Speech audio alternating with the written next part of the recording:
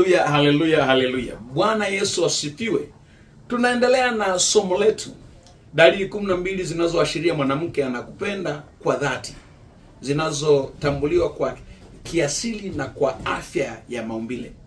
Na mstari wetu mama unapatikana katika Mwanzo 2 sura ya pili mstari wa 18 mpaka 23 inasema, Bwana Mungu akasema si vema huyo mtu awe peke yake, nitamfanyia msaidizi wa kufanana naye. Adamu akasema, sasa huyo ni mfupa katika mifupa yangu na nyama katika nyama yangu, basi ataitwa mwanamke kwa maana ametwaliwa katika mwanamume. Bwana Yesu asifiwe sana. Nilisema tulipoanza kwamba upendo ni chemistry. Ni chemistry. Ni programu ya kimaumbile iliyowekwa na Mungu mwenyewe ndani ya wapendanao ili kutengeneza lile ambalo ni bondi ya kudumu katikati ya wawili. Leo nikasema kuna kemikali aina kama 5 hivi ambazo zinakuwa sababu ya kutengeneza huo upendo ambao unakubalika. Nikasema kuna dopamine. Hii dopamine ni kemikali ambayo inakaa ndani ya mwanadamu. Hii kazi yake kubwa ni kukupa shauku, kukupa hamu, kukupa hali ya kuona ndiye. Hizo ni hatua za kwanza. Lakini tukasema ya kwamba kemikali ya pili inaitwa serotonin. Serotonin tukasema hii kemikali kazi yake kubwa, haleluya, hii kazi yake ni kuamsha hisia au kuweka mawazo ya kina ndani ya wale watu ambao wanaguswa kutaka kuleta fungamano la kimaisha. Kumbuka, hii iliwekwa maalum kwa ajili ya wale ambao walikusudiwa wawe na bondi ya kiapo cha agano ya ndoa. Na nikasema pia kuna oxytocin. Oxytocin ni kemikali ambayo hii inakuwa maalumu, ambayo kazi yake ni kuleta, tumesema inaamsha nini? Inaleta hisia na mawazo. Na nyingine tukasema oxytocin. Oxytocin hii maana yake ni homoni ambazo zinakaa chini ya figo kidogo huku. Hizi kazi yake nyuma ya mgongo huku, zinaleta ndani yake nini? Kuleta hamu ya kuwa pamoja na kuleta hamu ya uaminifu katikati ya watu wawili hawa. Haleluya. Bwana Yesu asifiwe sana. Na tukasema kuna kemikali inaitwa vasopressin. Ni homoni ambayo kazi yake inanyanyuka kwa ajili ya kuleta ulinzi katikati ya muunganiko ule. Hapo ndipo unaona kuna watu wanakuwa na hisia ya wivu na kadhalika. Bwana Yesu atusaidie sana. Kwa hiyo tunataka tuendelee tena leo. Nimesema upendo ni chemistry. Sio kitu tu kinachoibuka tu hovyo hovyo. Ni kitu ambacho kimetengenezwa. Na hichi kitu na hizi chemical zinasambazwa mwilini kupitia kitu kinachoitwa ubongo. Kazi ya ubongo unatafsiri na kujenga uhusiano wa upendo baina ya watu wawili. Nisikilize vizuri. Hakuna upendo ambao usiotafsiriwa na kupeleka taarifa kwenye mwili. Na ndio maana mtu anaweza akakaa na mwanamume, lakini ili avute hisia anataka akumbuke picha ya mtu mwingine. Ni kazi ya ubongo. Haleluya. Kwa hiyo ubongo unatafsiri mawasiliano, ubongo unatafsiri matukio na uwepo wa mtu mwingine kupitia kemikali za neva. Kwa hiyo ndio maana kuna kitu kinachoitwa neurochemistry. Neurochemistry ni mifumo ya ufahamu ambayo inapeleka habari kwenye viungo mbalimbali vya mwili kuleta lile kusudio tarajiwa baina ya wale watu, na hasa tukizingatia upendo. Haleluya, haleluya, haleluya. Na kujenga uhusiano huo wa upendo katika hatua kuu 3, zikilenga katika kutoa zawadi, zikilenga katika kutoa usalama na utulivu wa muda mrefu baina ya watu hawa ambao wanatakiwa na wanakusudiwa kutengeneza bondi ya agano la kimaisha katikati yao. Na upendo wa kweli unazingatia katika awamu kuu 3. Awamu kuu 3. Haleluya. Awamu ya kwanza ni utambuzi, ile attraction, ule utambuzi. Kwa hiyo ubongo unatafsiri uwepo wa mtu anayevutia kama lengo la zawadi ndani ya maisha yako. Hii huamsha zile seli za neva ambazo zinatoa kemikali ya furaha na msisimuko wa kuona unapaswa kuwa naye kama wa maisha. Hiyo ni awamu ya kwanza. Awamu ya pili Kuna umbilical cells ambazo zinaleta kukupa intimacy ama usalama na ukaribu, unajisikia uko salama. Kwa hiyo ubongo unaanza kufanya uchambuzi wa ndani, cognitive processing, unaanza kufanya uchambuzi kwa yule ambaye ni halisi, wakati ile neurotransmitter inapeleka taarifa kwamba huyu ndio. Kwa maana nimesema upendo ni program kamili ya Mungu iliyowekwa ndani ya mwanadamu kwa lengo la kutengeneza bondi ya maisha ya kudumu. Mungu hakukusudia watu waishi kwa kituo. Hakukusudia watu waishi katika kutokuwa na umilele. Bwana Yesu asifiwe sana. Kwa hiyo kuna matendo, ndio dalili sasa hizo zinatokana na pale transmission inapotoka eneo kwenda nyingine. Kwa hiyo mwili unaanza kurespondi na zile dalili sasa ndizo zinaanza kujionyesha kwamba huyu ndiye. Haleluya.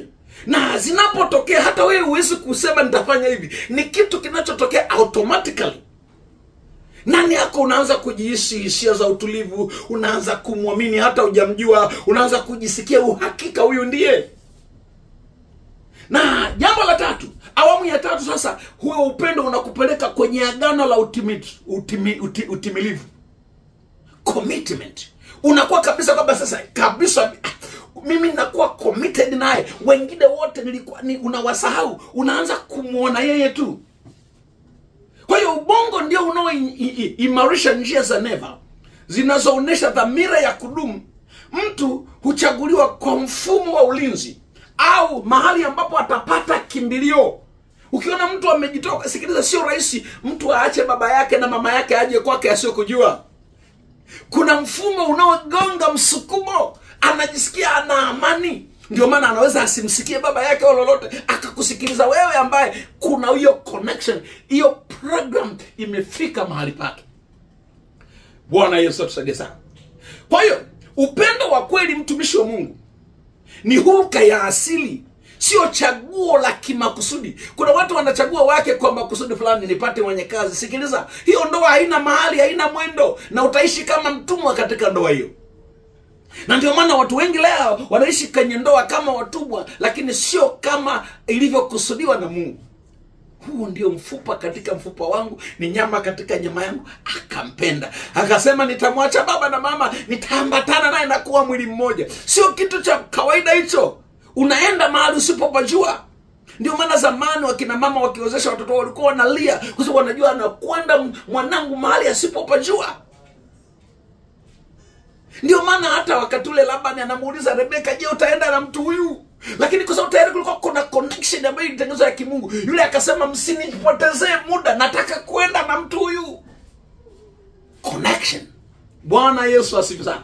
Kwa hiyo upendo wa kweli sio amri ya akili au uamuzi wa kimakusudi, bali ni hulka ya kiasili ya kimaumbile iliyoumbwa na Mungu ndani ya watu ambao aliwakusudia. Kabla hajakuumba alikujua. Anajua mke wako, anajua mume wako. Shida ni kwamba watu wengi hatutaki kutulia.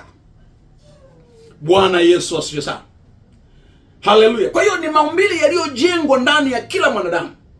Kwa hiyo upendo ni mfumo halisi wa kiulinzi ulioanzishwa na Muumba. Mungu mwenyewe ameanzisha huu upendo siku zote. Bwana, Biblia inasema hivi, upendo ustiri wingi wa dhambi. Mtu ambaye anakupenda hawezi kutoa siri zako zozote, hawezi kukuona wewe ni hiki, hawezi kukuita mwanamume suruali. Ndio maana ya upendo inaustiri wingi wa dhambi. Ni programu hii. Hakuna virus katika upendo. Bwana Yesu asifiwe sana. Kwa hiyo hii inaendeshwa na kemia ya ubongo na kisaikolojia kwa makusudi ya kuleta uambatanisho wa watu wawili, ukiwa na lengo kuu tu ndani yao Mungu analotaka kuliona, apate uhakika yule anayempenda mwenzake, apate usalama anayempenda mwenzake, na utulivu wa maisha ya muda mrefu, sio maisha ya kwamba kesho nitaachika. Ndoa nyingi leo mtu hana uhakika wa kesho. Ni kwa sababu walifuata vitu vinavyoonekana, walifuata mgongo mzuri, walifuata uso mwepesi, walifuata nini, lakini sio dalili.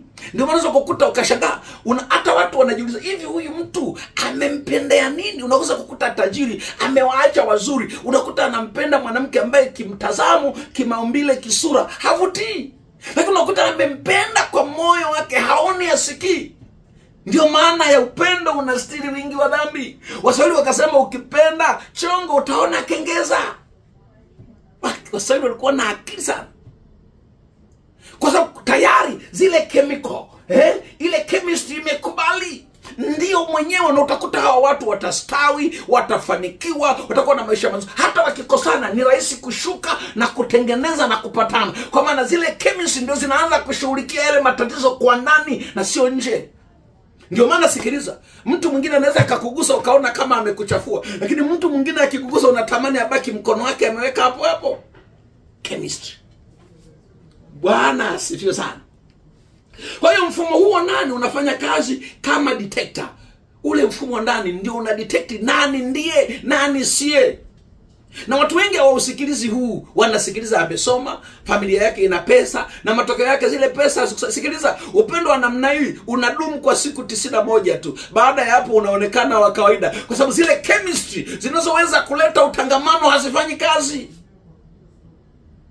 Ndio maana ni muhimu sana kukaa katika Mungu ili upate kujua yule aliye halisi katika maisha yako. Bwana Yesu asifiwe sana. Kwa hiyo hii detector inachagua yule aliye halisi kwako. Chaguo hili linatafsiriwa kwa lugha ya mwili sasa. Hili chaguo linatafsiriwa kwa lugha ya mwili. Sasa kutafsiriwa kwa lugha ya mwili ndipo inaleta zile hisia na tabia zinazojidhihirisha sasa katika zile dalili 12 nitakazokuambia zinazoonyesha mwanamke anayekupenda kwa dhati katika maisha yako. Bwana Yesu asifiwe sana. Na tutajifundisha kwa nini dalili hizi huonekana zaidi kwa wanawake kwa jukumu la kibiolojia. Sikiliza, dalili hizi 12 za kiasili huonekana kwa uwazi zaidi na kwa nguvu kwa mwanamke kutokana na majukumu ya kibiolojia na ya kijamii yanayohitajika awe nayo mwanamke kwa kiwango cha juu kwa ajili ya usalama wake. Kama kuna mtu anakuaga na mashaka katika ndoa, ni mwanamke na sio mwanamume. Kama kuna mtu anakuaga na anauliza kesho yake itakuwaje, ni mwanamke na sio mwanamume. Ndio maana mwanamke anahitaji kupata uhakikisho wa kudumu na sio pesa zako. Haja ya kwanza anahitaji mwanamke haja ya usalama wa uzazi. Pale kwenye katika ile haja ya uzazi, maternal investment, hallelujah, anahitaji usalama. Maternal investment ni muhimu sana kwa mwanamke kuwa nayo. Kwa hiyo mwanamke anawekeza rasilimali kubwa katika kuendeleza jamii, kwa sababu ndiye anayekaa na ujauzito kwa miezi 9 na kwa miaka mingine anakaa kunyonyesha na kulea mtoto. Kwa hiyo anatafuta mtu ambaye atakuwa naye karibu, ambaye atamsaidia kufikisha kusudi la kulea kizazi kitakachofuata. Ndio maana mfumo huu umewekwa zaidi kwa mwanamke na sio mwanamume. Na ndio maana Waswahili wanasema mwanamke anapenda kwa moyo, mwanamume anapenda kwa akili. Kwa nini? Kwa sababu yeye mwanamke ndio anayezunguka na familia na kuilinda familia kwa muda mrefu kuliko mwanamume. Kwa hiyo ndio maana Mungu aliweka hii detector kwake ili aweze kubaini yule halisi ambaye atakuwa naye wa kudumu. Anaweza kuwa hana pesa, lakini uwepo wake ukakutia joto, ukakuwezesha na kumwezesha mwanamke kufanya kazi zake. Bwana Yesu asifiwe sana. Kwa hiyo katika hiyo mifumo ya kiasili unalazimika kuwa makini zaidi na kumchagua au kumteua yule ambaye anapaswa kuwa mwenza wa maisha yako, aliye thabiti, ambaye anatabirika, haleluya, ambaye ndani yako ataleta ile oxytocin pamoja na vasopressin badala ya msisimuko wa muda mfupi. Dopamine ni msisimuko wa muda mfupi, lakini oxytocin ni ule muunganiko, ni lile agano, vasopressin. Bwana Yesu asifiwe sana. Haleluya. Jambo la pili, kwa nini hizi dalili zinakuwa kwa mwanamke zaidi? Ni kwa ajili ya mawasiliano ya mwili na kihisia. Mwanamke kiasili huongoza kwa mawasiliano yasiyo na maneno, non-verbal communication, na anatumia lugha ya mwili kama vile kuiga, kuelekeza mwili, kugusa. kwa ufanisi zaidi, kujenga kiambatanisho na kuangalia, kupima ufanisi na uaminifu. Na ndio maana tumesema tunataka kukuletea dalili 12 ambazo zinatoa tafsiri ya kimwili kwamba huyu mwanamke anakupenda kwa upendo wa dhati, sio upendo wa kudanganya. Bwana Yesu asifiwe sana. Haleluya, haleluya, haleluya, haleluya. Kwa hiyo dalili hizi huendeshwa na kemikali za furaha na kemikali za kuunganisha zinazotolewa na ubongo, zikijenga mvuto wa papo kwa hapo, na baadaye zinatambua yule aliye halisi na wa asili kwa ajili ya kusanyiko na kwa ajili ya mapenzi yatakayoendelea. Bwana Yesu asifiwe, Bwana Yesu asifiwe sana. Kwa hiyo kipengele kitakachofuata, tutakuletea kipengele maalum ambacho kinahusiana na nini sasa? Zile dalili zenyewe, zile dalili zenyewe. Sasa tega masikio ili upate kugundua, usije ukapata shida. Lakini kwa nini uchelewe sasa? Mwisho wa kipindi hiki, episode ya 2, ndio mwanzo wa kipindi kinachofuata. Subscribe, share na kucomment. Waambie wengine habari hizi katika mtiririko wa vipindi vizuri. Bila kusahau kuifuatilia channel yako pendwa ya Bado Kuna Ushindi TV. Iko kwako, inakuletea vitu vingi, inakuletea shuhuda, inakuletea vipindi vya kihekima, inakuletea vipindi vya kisayansi na kibibilia, lakini inakuletea vipindi maalum vya kiroho na kukupa utambuzi maalum sawa sawa na neno la Mungu bila kuchanganya na kugoshi chochote. Mungu akubariki, endelea kutufuatilia. Tunaendelea, tutakapokuja sasa, tunakuja na episode ya 3. Sasa tunazisema zile dalili zenyewe ambazo zinakupa uhalisia na usahihi wa kile unachotaka kwa jina la Yesu. Amen.